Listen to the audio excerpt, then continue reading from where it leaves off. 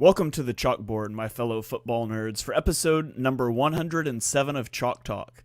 I am your host, Shane Haff. You can follow me on Twitter at ShaneHaffNFL. I am joined today by the best co-host in the game.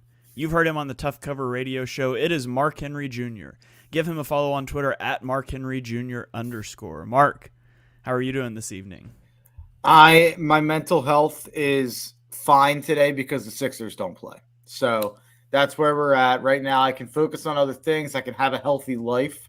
But tomorrow, for the entire day, I'm just going to be dreading the Sixers game. And then for the next day after that, I'm going to be reacting to the inevitability of the depression of that result. But let's talk about the team that doesn't make me quite as depressed as the Sixers do, or at least the sport that the team plays in.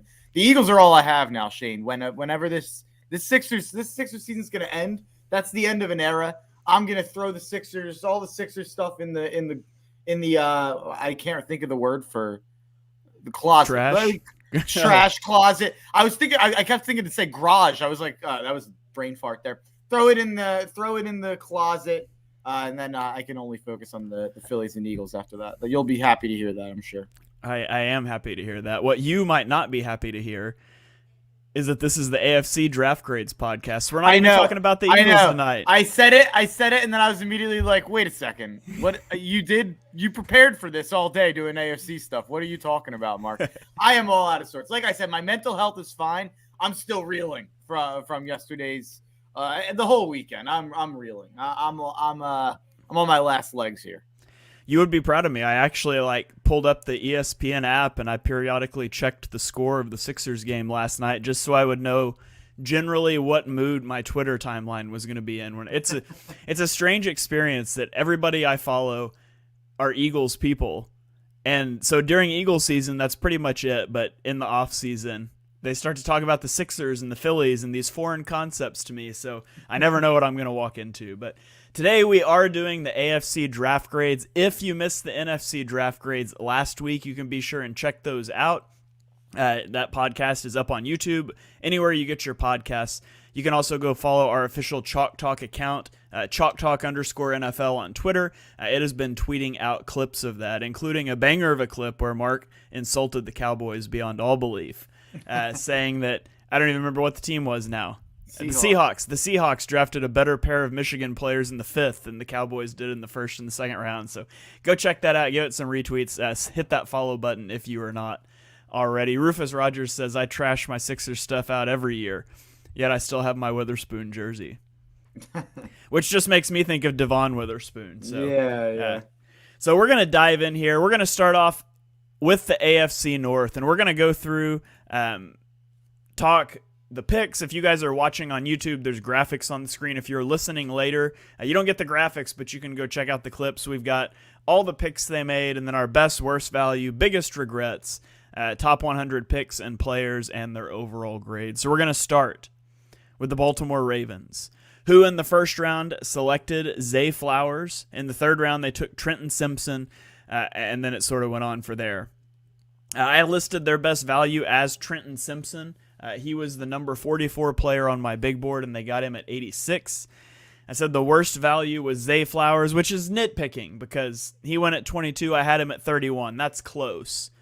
But that ties into my biggest draft regret for the Ravens is the wide receiver run starting at 20. When you're sitting at 22 and pick 19 is made and Jackson Smith-Njigba is still on the board, to walk away with Zay Flowers, who was not my wide receiver 2, he wasn't my wide receiver 3, That's a little bit disappointing. And not having a second-round pick, it would have been hard maybe to move up, but, man, I would have loved to have seen Jackson Smith-Njigba in this offense. So it's not like I knocked him for that. I gave him a B grade. I thought they had an above-average draft, but I just hated for the Ravens that wide receiver run started where it did.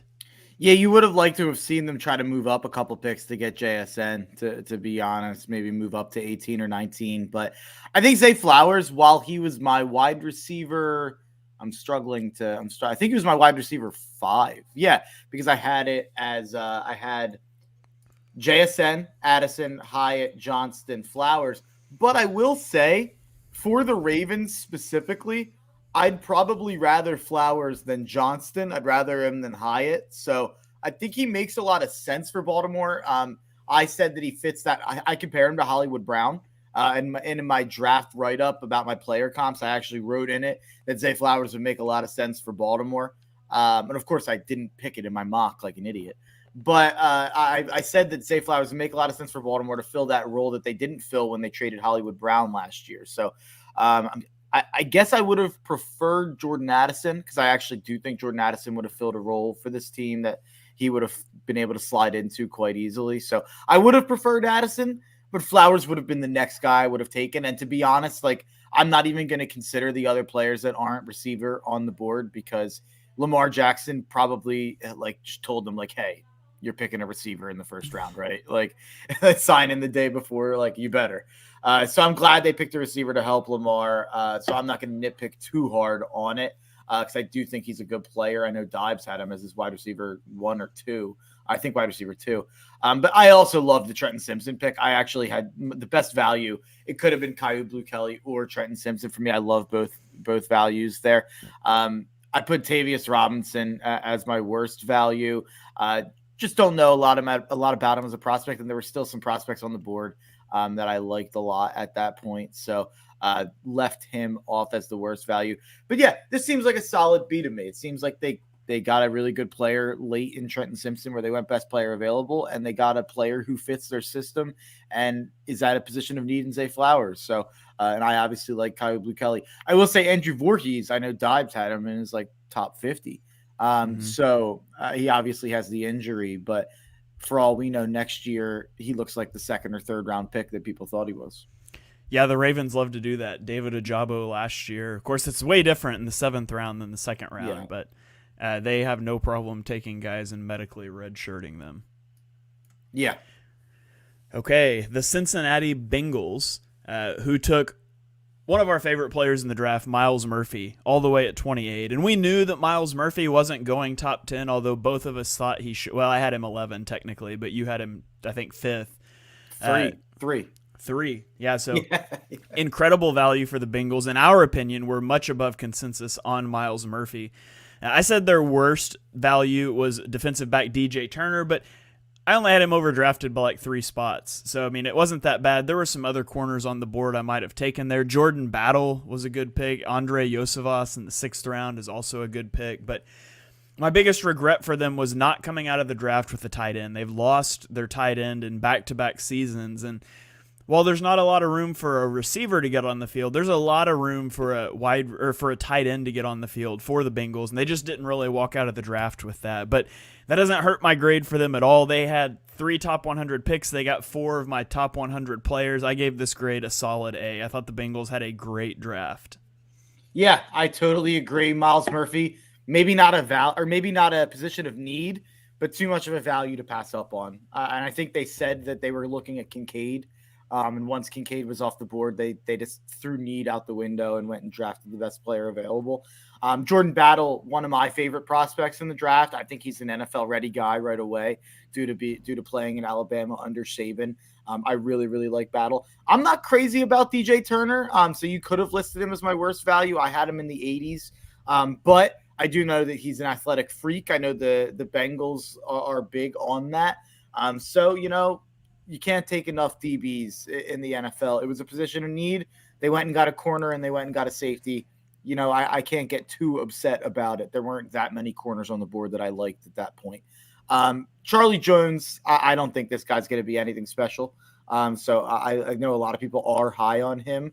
I won't say too much about my thoughts on Charlie Jones, but I'm not too much of a fan. I thought 131 was high. There were still, especially like when there's receivers like A.T. Perry and other guys Keyshawn Butte, guys that I liked that I would rather throw a dart on if I was Cincy. But having said all of that, it's an A. I love the first 3 picks. And right. I like Chase Brown. I forgot to say that. Yes. Yeah. All right. The Cleveland Browns, who did not have a first-round pick. They did not have a second-round pick. They did not pick until the 3rd round when they took Cedric Tillman with their first pick. I said my best value for the Browns was Luke Whippler out of Ohio State. I had him as number 86 player on my big board. He went all the way at 190, so I thought that was a fantastic value pick. I didn't really have a worse value. I didn't think they really took bad values. I mean, Siaki Ika in the late third round is about where you thought he would go. Cedric Tillman in the third round is about where I had him. DeJuan Jones was your best value. That was fantastic value in the fourth round. I thought overall they did a good job in the draft. My biggest regret for them was missing Jalen Hyatt by one pick. He goes off the board at 73, and then you have to take Cedric Tillman at 74, and you would have much rather had Jalen Hyatt. But I gave him an A-. I thought the Browns had a really good draft. I thought you liked Tillman more than Hyatt. No, I was just digging at you. He was lower on my big board than Hyatt.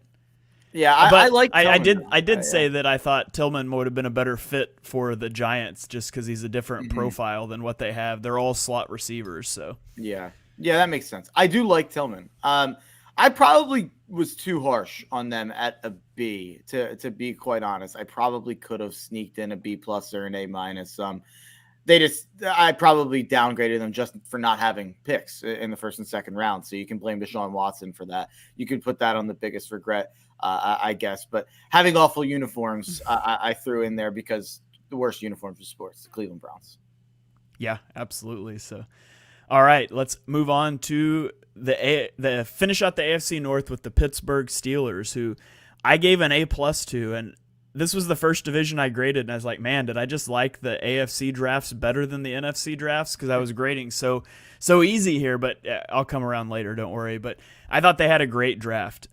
Broderick Jones, it was an excellent move up in the first round. Joey Porter Jr. in the second. My best value for them was Darnell Washington at 93. He was 26 on my big board. And the worst value I put was Keanu Benton, who I had at 89. They took him at 49, but I really like his fit with the Steelers. I just thought they did a fantastic job maneuvering in this draft and just making the right picks. I gave the Steelers an A+. Joey Porter Jr. was like the 11th player on my big board, and they got him in the second round. Fantastic value. Yeah, he was also the 11th player on my big board, so he's one of my favorite picks of the entire draft in terms of value. Broderick Jones was number 10. So they got my number 10 and number 11 players on my big board at 14 and 32. So that's just incredible stuff. Keanu Benton, just like you said, I probably could have put him on the worst value. The reason I didn't, he was the best player available at the position they needed. So was he at that position on my overall ranks? Maybe not, but they took their O-lineman. They took their corner. It's not even like they needed a tight end. Darnell Washington just happened to be there. And they went and got a freak in Darnell Washington who they don't need to use as a receiver right away. So that kind of helps Darnell, who is very raw as a receiver. I think that there's a lot of potential that you can untap there for sure. But with Pat Freiermuth, you can almost just use Darnell Washington, as he likes to call himself, as the sixth offensive lineman. And he's not raw there. He can block in the NFL today. So Darnell Washington will make an impact in terms of that. And the Steelers need blocking. That's something that they struggle in. So a big draft for Kenny Pickett here, even though they may not have went and got a pass catcher or a running back or anything like that. Darnell Washington's a pass catcher, but the reason it's a big draft for them is because of the Georgia boys. It's because of Broderick Jones and Darnell Washington. They will help Pickett stay upright. And then you went and got Joey Porter Jr. And oh, by the way, not to mention the fact that Joey Porter is a Steelers legend, and they snuck in and got the bloodline of a franchise legend in the second round, way later than the guy was supposed to go. And oh yeah, they have brothers in Nick and Nate Herbig. And don't you have a story about Nick Herbig? Yeah, Nick Herbig once retweeted me. So when Nate Herbig was with the Eagles, I tweeted a clip of Nate Herbig. I wouldn't say he pancaked the guy. It was more like he kind of slipped out or whatever. But anyways, the guy ends up on the ground and Nate just like laid on top of him. And I thought it was funny and I tweeted it out and Nick Herbig retweeted me. So, and that was years ago before I knew who Nick Herbig was. I was like, same last name. Like, is that a brother? And then I went and looked him up and saw he was a college athlete. And so, yeah, fun story there. And now they're teammates. Yep. Mr. Crockpot chiming in on YouTube says the Steelers' top 4 picks are insane. They really are. And the Steelers didn't pick a player outside my top 100 until the 7th round. Their value lined up with my big board, and I thought they crushed this draft. So the entire AFC North got good grades from us. I think the worst grade we gave anybody was a B. So let's get negative here. Negativity sells, right? And we're not going to do it with this next team, but we'll do it in this division in a moment. But let's go to the Buffalo Bills, who traded up in the first round to snipe the Cowboys and get Dalton Kincaid. In the second round, they got Osiris Torrance at 59, which was both of our best values. He was 21st on my big board. I said their worst value was Dorian Williams in the third round. He wasn't inside my top 100. They took him at 91. Not quibbling with that. I didn't want to list none for like the third team in a row. So my biggest regret for the Bills was not landing a wide receiver to upgrade. Now, I know they're probably going to use Dalton Kincaid that way a lot, and that's fine. But I would have liked to have seen them take a flyer on I guess they took a flyer on a running back. I would have maybe liked to have seen them take a third round receiver, or, I know you mentioned maybe trading for a receiver, and there's some things that they could do to help out there. But overall, I gave this grade a B+. I was also impressed with what the Bills did. Yeah, I like what they did. I love their first 3 picks. Actually, their first 4 picks. So, the important picks of their draft. I like Dorian Williams. I had him in my top 100. I think he's a modern linebacker who can cover in pass coverage. So Osiris Torrance, one of my favorite values of the draft. I wouldn't have taken Dalton Kincaid. I think that they could have taken a better player there, but I get it. And he makes sense as a pass catcher and makes more sense for them than Michael Mayer, who they don't even necessarily need his blocking. So I understand kind of the angle on that, even though they did just pay Dawson Knox a lot of money. What I would say is that in the Super Bowl window for the Bills, I would have liked to see them go and get a guy who I think could help them right away as a big-time impact, like a DeAndre Hopkins, like a Derrick Henry, like an Austin Eckler. I don't even think those 2 players are all that great at this point of their careers, but I do think that none of them are washed at this point of their careers. And I think that they, especially in Boston's system, around Josh Allen, around Stephon Diggs, I think Hopkins would thrive as the second receiver there. I think Henry, you could milk out another year out of him. And Eckler, it's probably more of a Hopkins or Henry thing. I'd probably be less interested in Eckler.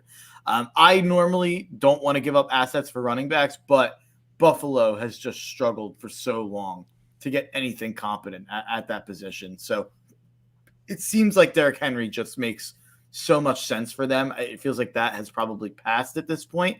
But I do like Kincaid, Torrance, Williams, and Shorter. They got a bunch of good football players for sure. All right. The New England Patriots, who made a whole lot of draft picks, 12 selections, notably taking Christian Gonzalez in the first round right after Emmanuel Forbes went to the Commanders. They got Keon White in the second round. My best value for them was Kayshon Boutte in the 6th round at pick 187. He was the number 91 player on my big board. My worst value was kicker Chad Ryland in the 4th round. Like, you take a kicker in the 3rd round, the 4th round, I'm not going to like it. I'm not a fan of that. It also took a punter in the 6th round. That's fine with me. But my biggest regret for the Patriots is they made 12 selections in this draft. They really only got one difference maker in Christian Gonzalez. Maybe Keon White develops. I don't think he's a bad pick by any stretch of the imagination. But this is a team that, let's be honest, has struggled since Tom Brady left. And I don't see anything in this draft outside of Christian Gonzalez that helps turn that team around. So I gave it a C-. I would have liked to have seen him consolidate some picks and move up and maybe get some other players as well. You don't have room for 12 rookies on your roster. The way I look at it is that I really like their first 2 picks. Christian Gonzalez, I think, is a great pick. He was my CB2. I had him as my number 12 overall player. But what I do love about that first pick and why I decided to make it my best value, even though numbers-wise, I had Kayshon Boutte in my top 100. So I like that pick more technically than the Gonzalez pick. Do you know about why the Patriots traded back, Shane? To mess with the Jets. It's fantastic. It's incredible. I think they deserve credit for that. And by the way, they got the guy that they were probably going to take at 14 anyway with Christian Gonzalez. The rumor is that they might have wanted Jahmyr Gibbs. But anyway, Christian Gonzalez is a way better pick than Jahmyr Gibbs anyway. And they moved back and got the chance to take it. So I give him a lot of credit for that. That's like an A+ pick to me at a position of need. So I really, really like that pick there. And then Keon White, I think, is the exact pick the Patriots should be making. Make the home run swings. Like, you have too many average to good players anyway at this point. And, making 9 more picks after that or 10 more picks after that probably doesn't lend to this strategy. But Keon White is a home run swing. Like, if he pans out, he could be a stud. I mean, or he could be out of the league in 2 years. So I do kind of like the home run swing on a team who I don't think takes a lot of those generally. So I like the Keon White pick. I had him in my top 40. So I think there's a value there. And then Kayshawn's a great value in the 6th round. I'm not huge on him. I don't think you are either. But just in terms of in the 6th round, this is a guy who was supposed to go top 10 like 2 years ago. So I like taking those swings on, the 5-star high school prospects and the former top 10, supposed draft picks. So I like taking those swings on day 3. So I gave him a little bit of credit for that and a lot of credit for me liking their first 2 picks. That's why I gave them a B. I will say, I think that Marte Mapu pick, I feel like a lot of people love it because he's this scrappy guy coming out of nowhere. He was the highest pick, not at the combine. But taking him over Trenton Simpson is malpractice. Yeah. All right. Well, let's go to the team that they screwed over, the New York Jets. The Jets, everybody knew they needed a tackle. They came in and everybody knew it. That's what you had to do. And so 1 pick ahead of you, after a trade that we'll talk about in a second, 1 pick ahead of you is a division rival in the Patriots, and they work to deal with the Steelers. And so the Steelers jump you for Broderick Jones, and then the Jets panicked. I took Will McDonald in the 1st round. That's my worst value pick. He was 53 on my big board. They took him at 15. That was awful process. And now the best value pick for me was tight end Zach Kuntz, who they got in the 7th round. At 220, he was 92 on my big board. You were even higher on him, a 10.0 relative athletic score. I love taking swings on that athleticism, but I thought the Jets did an awful job in this draft. They had 2 top 100 picks, and they got 3 top 100 players for me. But this draft is still a D+. That 1st round was awful. Like, that's hard to come back from. Will McDonald is not a 1st-round player. He should not have been in the 1st round. And not only did you not get a tackle, you walked out with, instead of a tackle, a guy that should have been a day 2 pick. Yeah, he should have definitely been a 3rd-round pick, in my personal opinion. And he's also a project a little bit. Like, I don't think this is a guy who you're playing right away. And by the way, you just traded for a 40-year-old. So if you're trading for a 40-year-old, the only decisions you should be making are pretty much for the current, because you made your window what Aaron Rodgers' rest of his career is. So not getting a tackle, it's really, really bad. And it's funny because I remember when we reacted to the Aaron Rodgers trade, I said, moving from 13 to 15 doesn't matter. It ended up mattering because all the tackles were gone at the 14th pick because of what the Patriots did. You know how hard it is to get Zach Kuntz, arguably my favorite player in this entire draft, and for me to still give you a D. I think it's terrible. They took a interior O-lineman. They didn't even really need interior O-line either there with Joe Tippmann. Like, I don't know if he's going to start year 1. Like, he's probably not. So I don't get it. I think your first 2 picks aren't really making an impact this year, and you traded for a 40-year-old. So I keep coming back to that. Like, I would have rather seen them trade one of these picks for a player at that point. If you're that like hung up on something, go and get a player. Go and get they have a million receivers, but go and do something other than just drafting Will McDonald or trade down. Like, it was a terrible, terrible first 2 picks there, in my opinion, for the Jets. And I don't mind Tippmann. I think I had him in my top 60. I think I had him as a high 3rd-round grade. But that's an early 2nd-round pick. Like, I don't know. I just don't think I liked anything they did except for Zach Kuntz. Yeah, that wasn't even the best interior offensive lineman if you wanted to go take an interior offensive line guy. But yeah, John Michael Schmitz was still there, right? Yeah, he was still there. Yep. So rough draft there from the Jets. Let's go to the Dolphins, who didn't have a lot of picks. They made the most of what they had, though. Got defensive back Cam Smith in the 2nd round or 2nd round at 51. I had him at 18. I thought that was a fantastic value. They got Devon Achane in the 3rd round. That was your best value. Neither of us gave him a worse value. I mean, they crushed it with the little bit they had. I said my biggest regret was not being able to bolster the offensive line.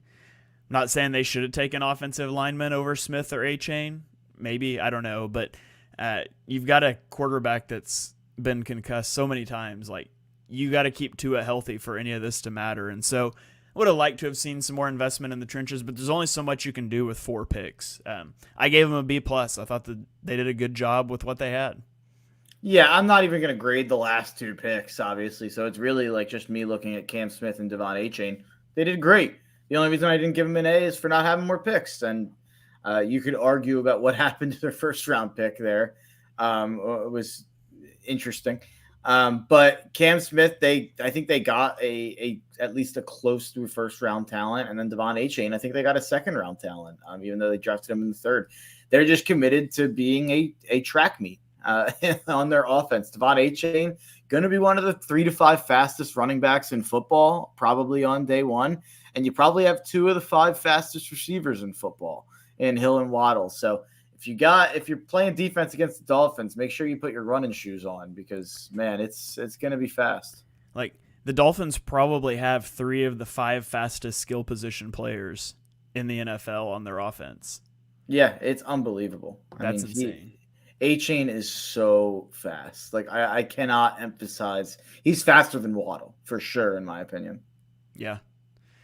Okay, let's move on to another division, the AFC South, where the Texans made the splashy moves, picking both second and third in this draft. C.J. Stroud and Will Anderson were the picks.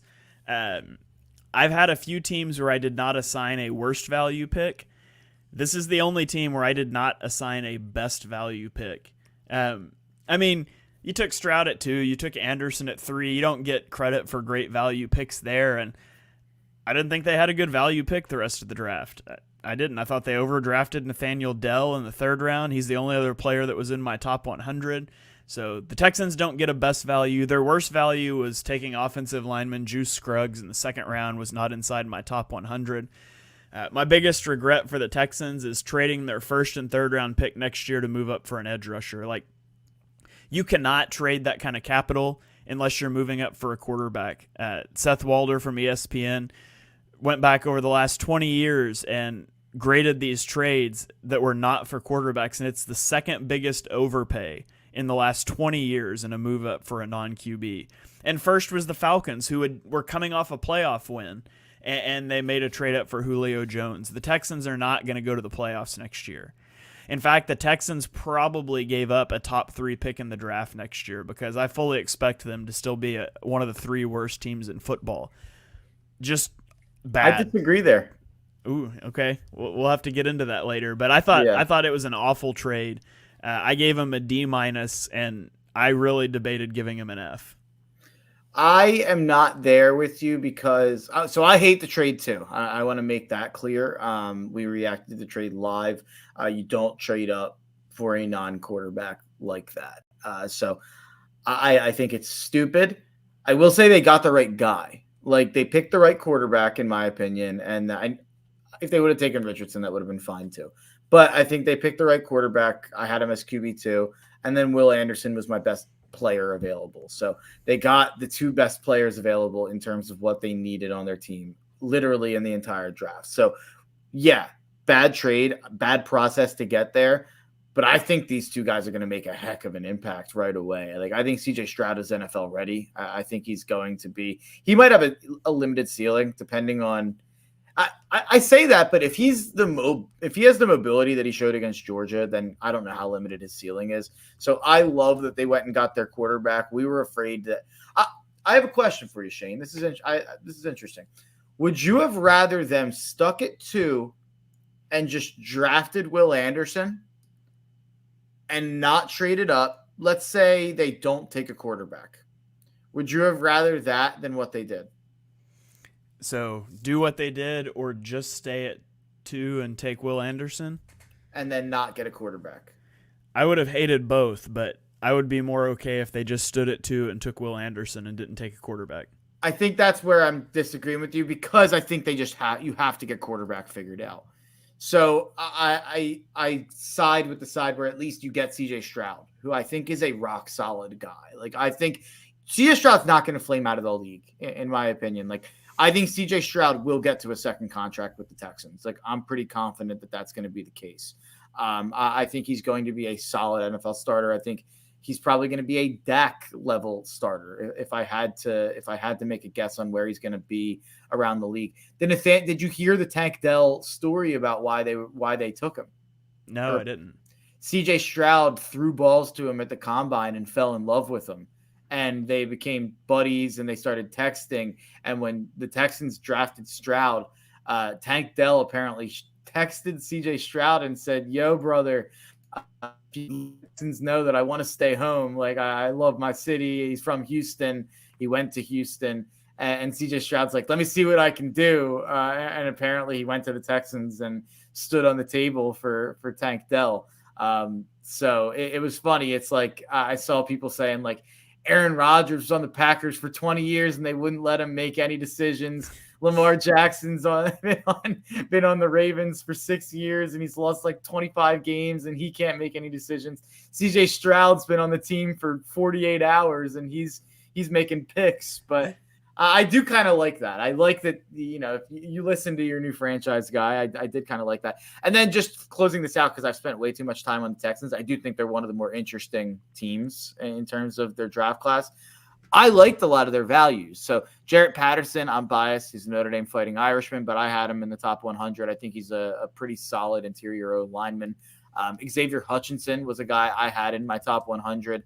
So getting him in the 6th round, I like. Henry To'oTo'o was a guy who I had in my top 110, I think. He was probably in the 110 range.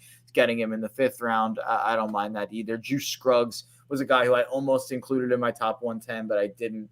That's a bad pick, though. So that was my worst value. I think they got 5 players who I like. So I don't like the trade. So that's why I'm kind of shrugging my shoulders, and I'm going to be in the middle, giving them a C like Switzerland. Yeah, I think I think that trade will go down as one of the most recklessly irresponsible team destroying trades in recent history. I think go ahead. I think they're going to go like 7-10 this year, by the way, or 8-9. Like, I think they're going to be average. Okay. Rufus Rogers chiming in on YouTube says that I hugely disagree with Shane for the first time since I've been a fan.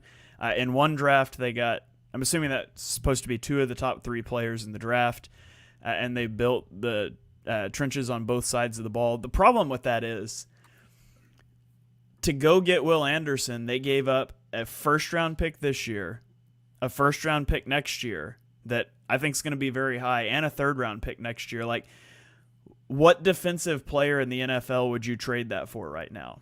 Is there a defensive player in the NFL you would trade 2 first-round picks at number 12 and let's say a top 10 pick, and a third-round pick for? Is there a player you can think of? The only one that I can think of is maybe Sauce Gardner, and I probably still wouldn't do that because he's only done it for 1 year.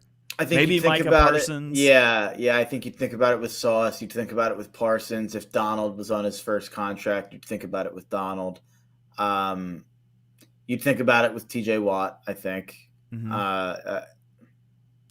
But these are guys that are proven and have done it in the league for years. Like, we routinely have top picks that flame out. Like, to give 2 first-round picks and a third-round pick for a non-QB, that's just awful value, in my opinion. It doesn't.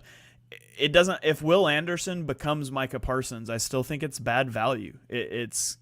I don't like it because I wouldn't trade that for Micah Parsons. So I think it depends. I think it depends what they do this year. I think it matters how bad they are, because if it's a top 5 pick, then it's a bad trade. Sure. But if they can be competitive, and I think they actually will be. Like, I like DeMeco Ryans. I think it was a good hire. I think CJ Stroud's going to make them competitive right away. I do think Will Anderson's a guy who's like ready to play right now and ready to be a high impact guy right now.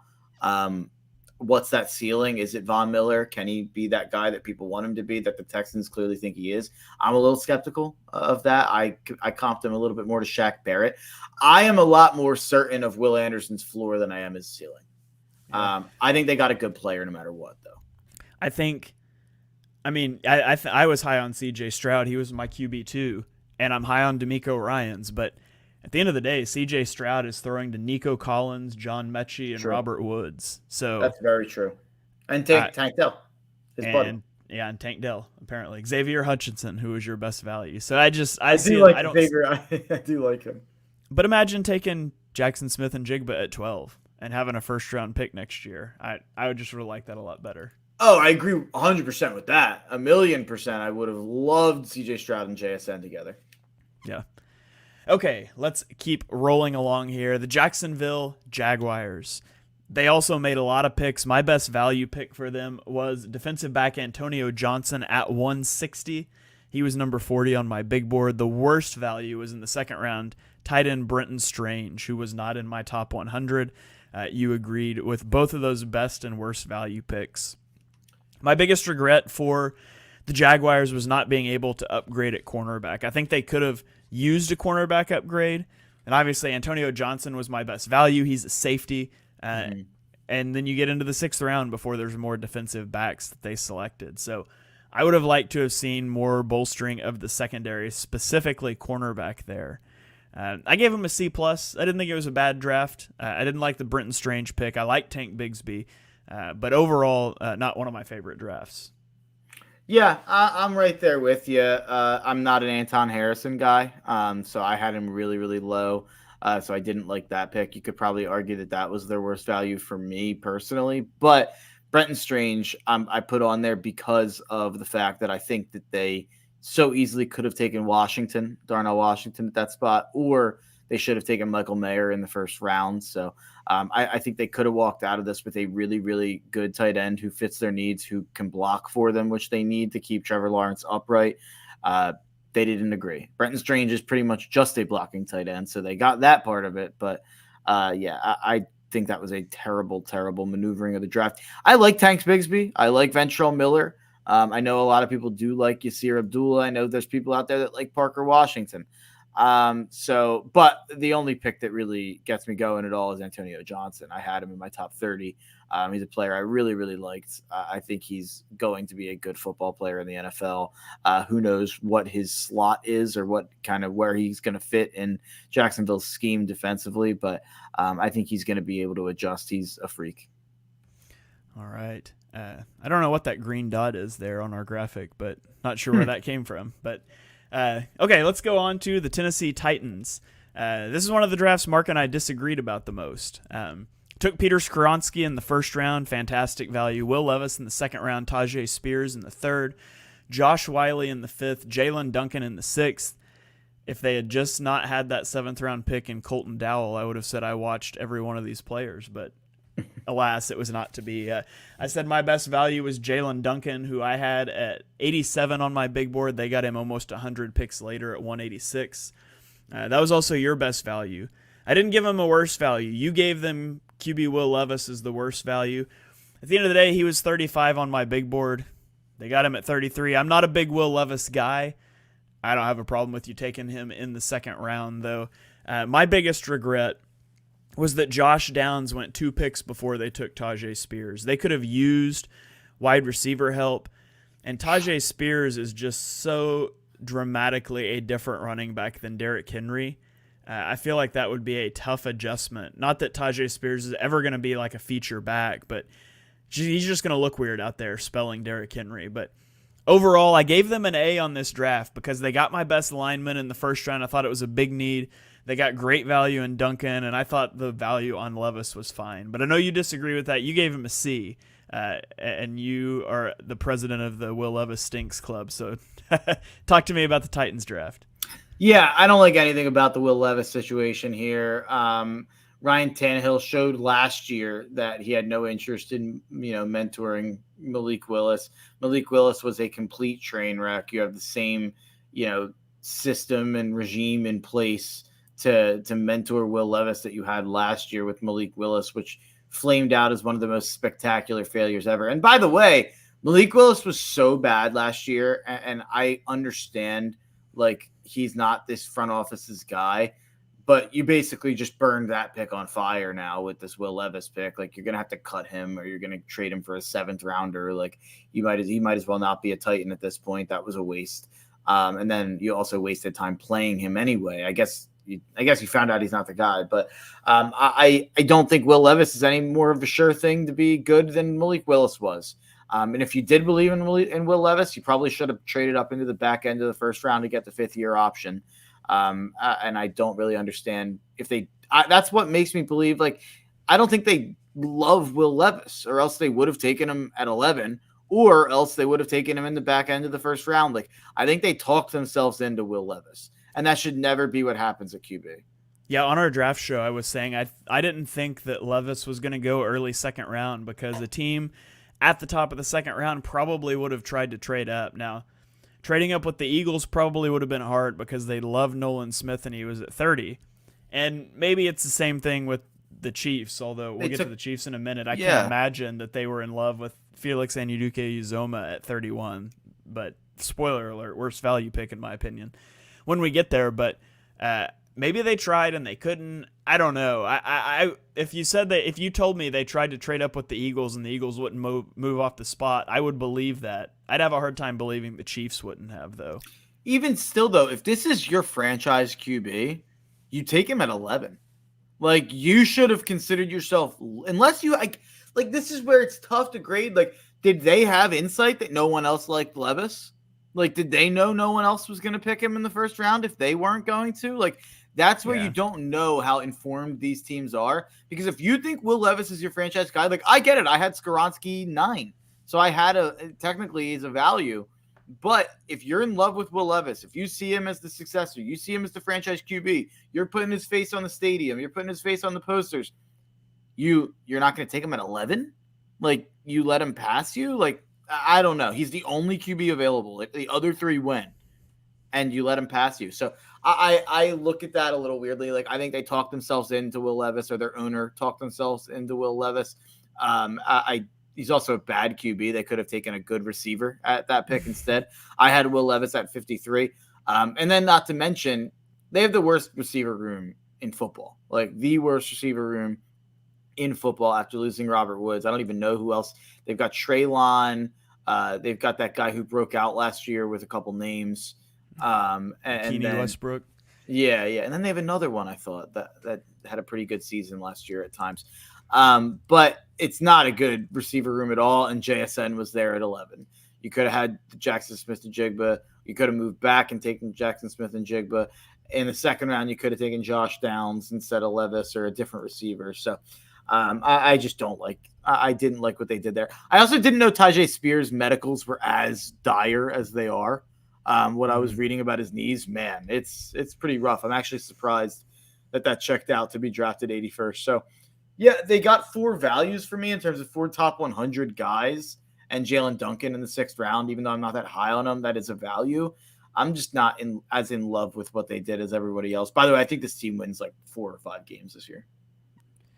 All right, let's close out this division with the Indianapolis Colts, who also made a lot of selections, but they made the right selections. We both gave this draft an A+. They get Anthony Richardson at 4, Julius Brents at 44, Josh Downs at 79, Adi Tamiwa Adebawore at 110.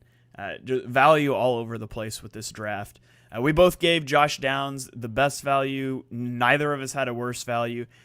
I didn't even have a regret, but you were clever enough to say that Jim Irsay having a Twitter account was the Colts' biggest regret, which, by the way, don't know if you saw this today, but he's on the warpath now about how supposedly the Commanders reached out to Andrew Luck about coming out of retirement, and he's calling tampering on that. So I don't know if that's the thing. I don't even know if that's how that's interpreted, but it's not like he's a pending free agent. But anyways, we both gave him an A+.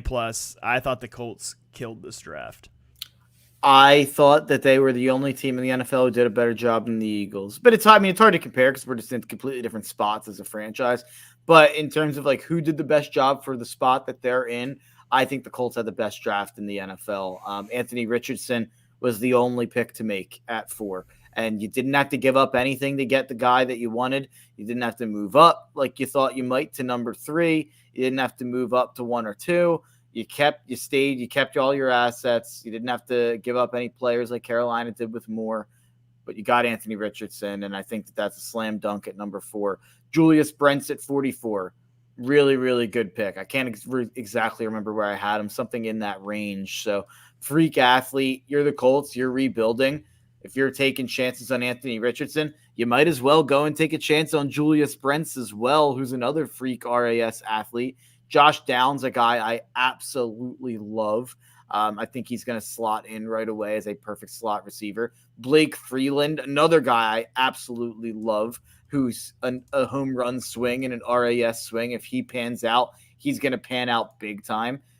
And then Adibaware is a guy who people pegged as a first round pick, and they got him in the 4th round. I wasn't as high on him. I had him in the 70s, I think, but they took him at 110. So me having him in the 70s is really good. They got 5 top 100 players, and they only had 3 top 100 picks. I gave him an A+.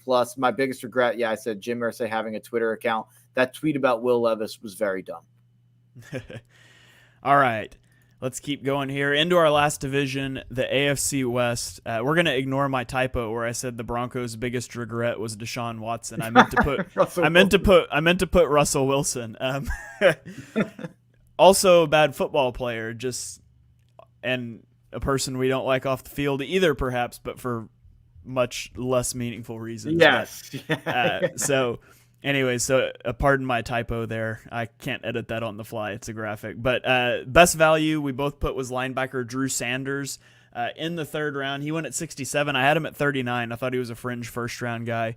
Worst value, running back or defensive back Riley Moss.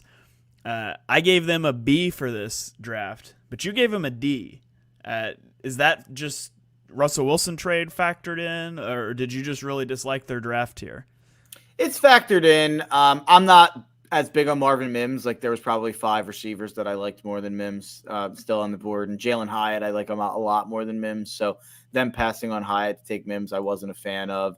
Drew Sanders was a good pick. I did like that Drew Sanders pick. I had him in the 40s. So that's a good value there. Riley Moss, what are we doing? We haven't had a white corner in the NFL since Jason Sehorn. That's a legitimate fact. Like, that's a stat. There has not been a white cornerback that has taken a snap in the NFL since Jason Sehorn.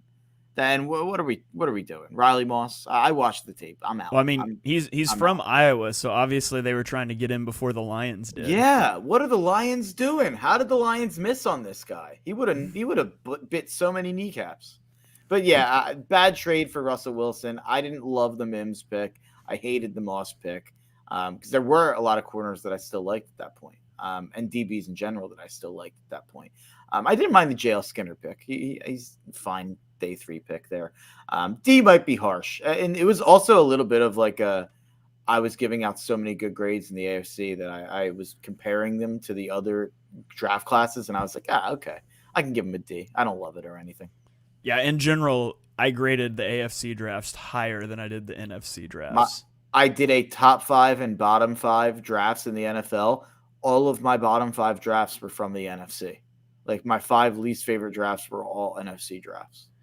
Interesting. Well, let's go to a team that had one of my least favorite drafts. It's the Kansas City Chiefs. I gave them an F for their draft. We'll start with the positives. I thought Rashee Rice in the 2nd round at 55 was fine value. I had him at 51, but Felix Anudike-Uzomah was my worst value. I had him at 59. They took him at 31. And then that was it. Nobody else out of my top 100 made their draft.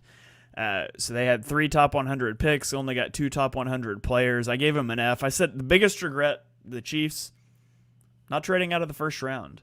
Like, if Anudike-Uzomah is who you wanted there, he was going to be there, man. And there's other guys like him that you could have got on day 2. I would have loved to have seen them trade out if that's what they were going to do. If you say we're not in a Super Bowl window, that's not what we want to do. How do you not get Jalen Hyatt, which I know he went way later, so maybe there's other things going on, but how do you not go get somebody that you would expect to contribute more in year 1 than Felix? So I didn't like their draft at all. One of my least favorite drafts in the NFL. Yeah, I didn't love it. I'm higher on Felix than you are. I think, if I'm not mistaken, I had him in the high 30s, low 40s. So I do like Felix as a player. It is a position of need. I just would have liked other guys there. I probably would have rather Foskey and a couple other players. Derek Hall, I think I would have preferred. So, yeah, there's a couple players that I would have preferred to Felix there, but I don't hate the pick. Hometown guy. Rashee Rice, I'm not as crazy about Rashee Rice as some other people, especially the fact that they passed on Jalen Hyatt twice, who I think was such a perfect fit. Wanya Morris, I'm not a fan of his. I didn't like the tape. Then he didn't make any picks on day 3 of anybody that was on my radar. So, yeah, I gave him a D, and it wasn't too hard to give him a D.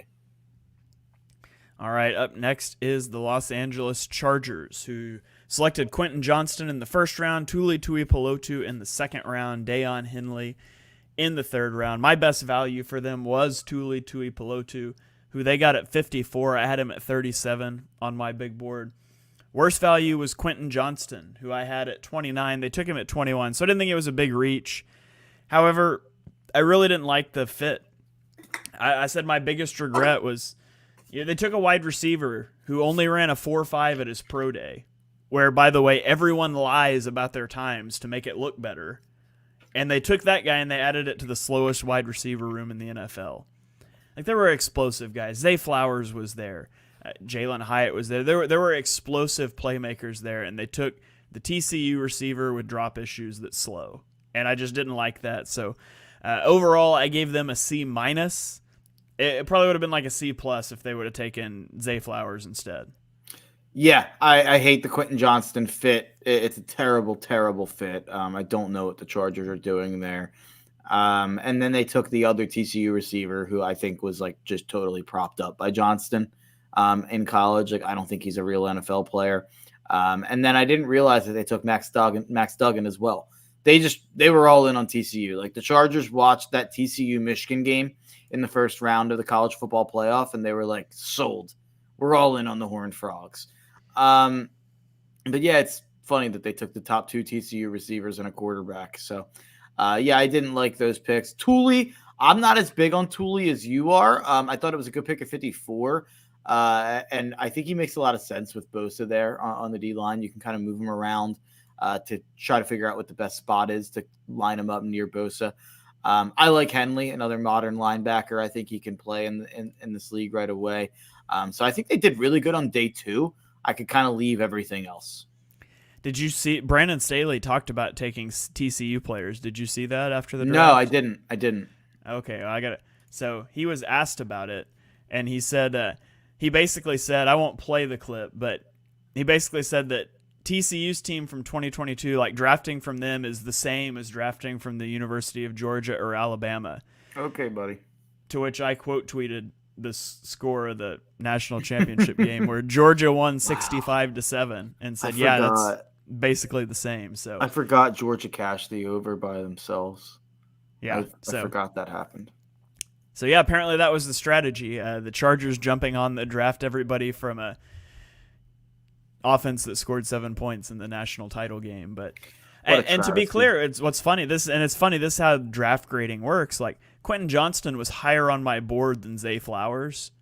But if the Chargers had taken Zay Flowers, my grade for them would have been better because it's all about that fit. I thought it was a bad fit. But you know what's funny about that? Like, you can kind of say that about a lot of teams, because I think if Baltimore would have taken Johnston, I'd have been like, what are we doing?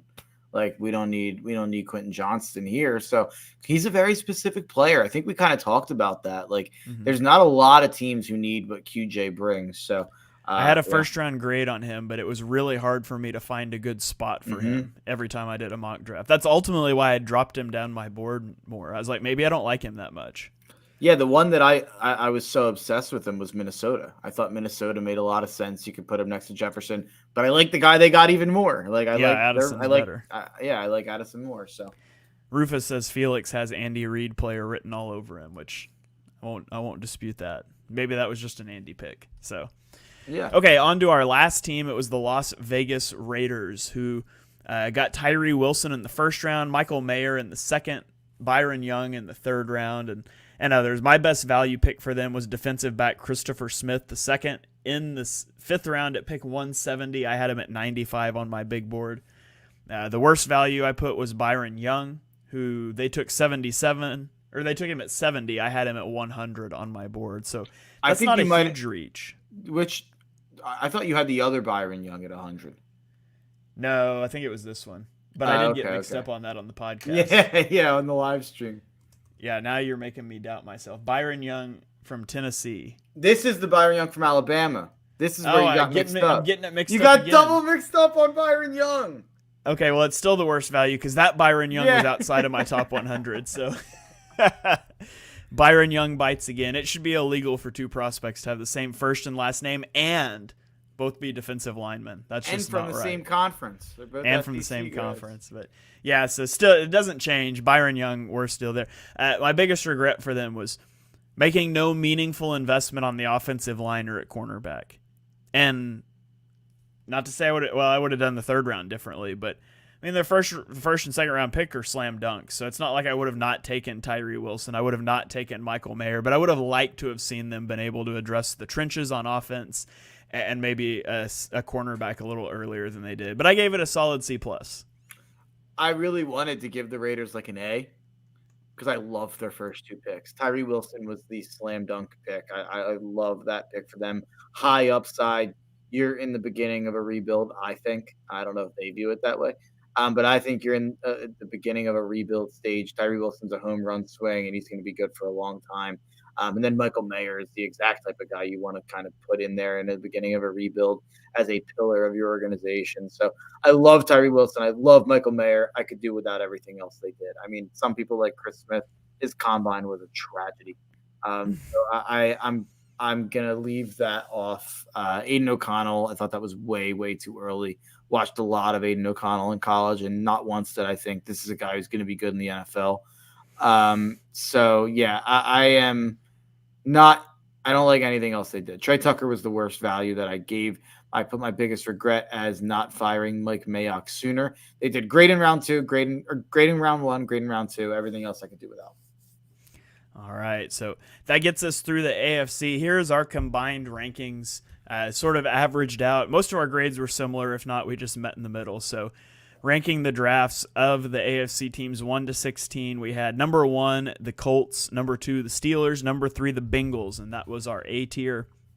Our B tier, number 4, was the Browns.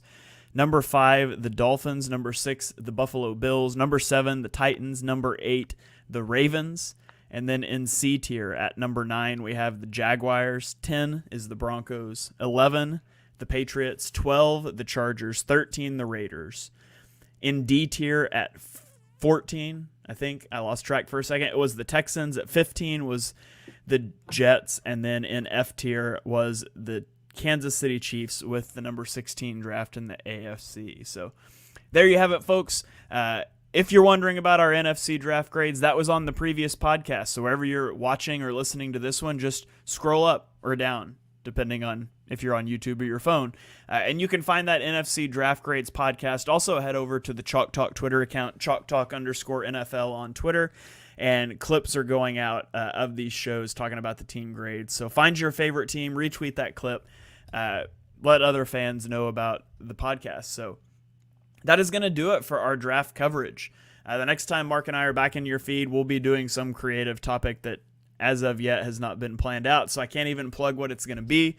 But we will be in your guys' feed throughout the offseason doing some different drafting against each other stuff like we did last year, just some fun things that we've kind of had in the pipeline while we wait on meaningful preseason action, which is the funniest thing to say, meaningful preseason. But we'll get there. We're going to get through it together. Our NFL Addicts support group, NFL Anonymous, maybe should be the name of this podcast in the summer. But that's going to about do it for this episode. Mark, before we get out of here, do you have any final thoughts? No. Follow me at Mark Henry Jr. _ and check out the Tough Cover Radio Show every Saturday, 11 to 1. All right. Well, that is going to do it. Thank you guys for joining us for episode number 107 of Chalk Talk. Whether you're watching live, listening later, watching later, be sure you smash that subscribe button. Turn on notifications so you don't miss the next episode. Give us 5-star rating and reviews. That really helps the podcast get out there to other people. You can follow us one more time on Twitter at ShaneHalfNFL, at Mark Henry Jr., at ChalkTalk_NFL. So from me and from Mark, from the Chalk Talk crew, we will see you guys next time.